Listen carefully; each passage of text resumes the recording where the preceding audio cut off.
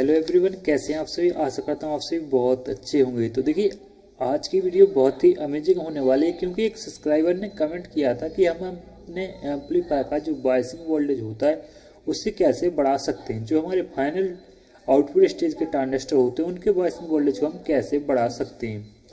तो देखिए, यदि हम किसी एम्पलीफायर को बनाते हैं वहाँ पर हमें ये प्रॉब्लम आती है कि वहाँ पर हमारा बायसिंग वोल्टेज कम रहता है या फिर ज़्यादा रहता है, तो वहाँ पर कैसे ठीक। मान लीजिए मैंने ये सर्किट डायग्राम है, इस सर्किट डायग्राम की मदद से मैंने इस एम्पलीफायर को क्रिएट किया है, यानी इसे बनाया।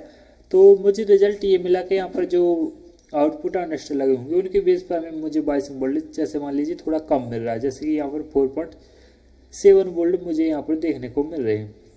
सॉरी, 4.7 नहीं, मुझे 0.4 वोल्ट देखने को मिल रहे हैं। और यहाँ पर रिक्वायरमेंट होती है वो 0.7 वोल्ट की रिक्वायरमेंट होती है।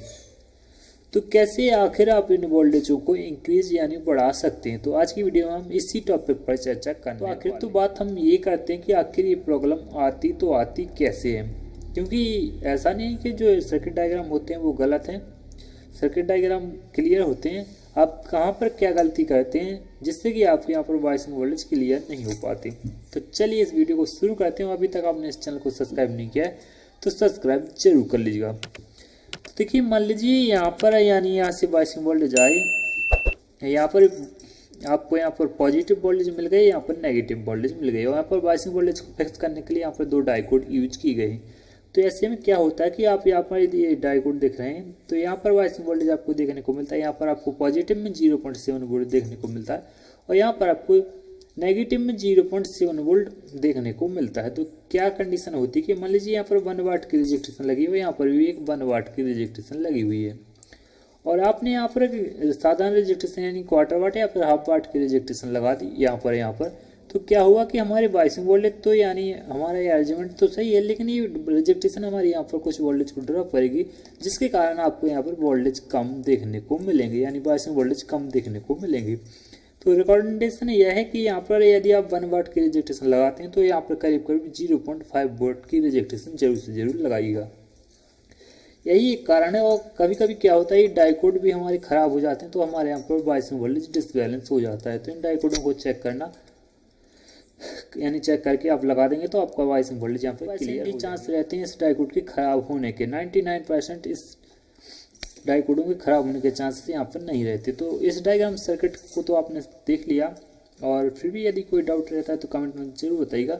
अब मैं यहाँ पर एक और सर्किट डायग्राम लेता हूँ जो कि सिंपल है और ईजी भी है, जिससे आप आसानी से समझ जाएंगे।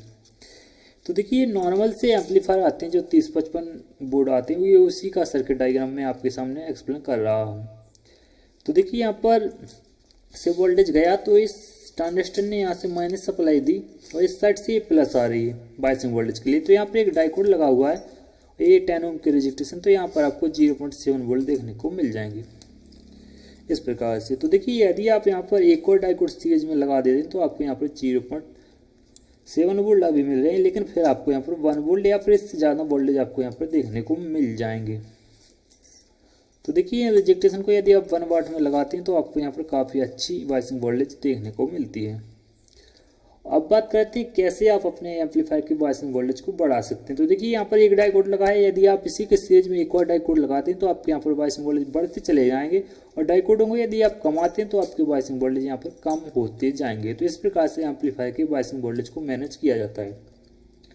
और बहुत सारे जो एम्पलीफायर आते हैं उनमें एक प्रीसेट यूज किया जाता है, जिससे हम प्रीसेट की मदद से बायसिंग वोल्टेज को कम या ज़्यादा या फिर अपने हिसाब से मैनेज कर सकते हैं। लेकिन किसी किसी एम्पलीफायर में वहाँ पर अरेंजमेंट को फिक्स कर दिया जाता है, जिससे कि आपको यहाँ पर एक फिक्स बायसिंग वोल्टेज देखने को मिल जाता है।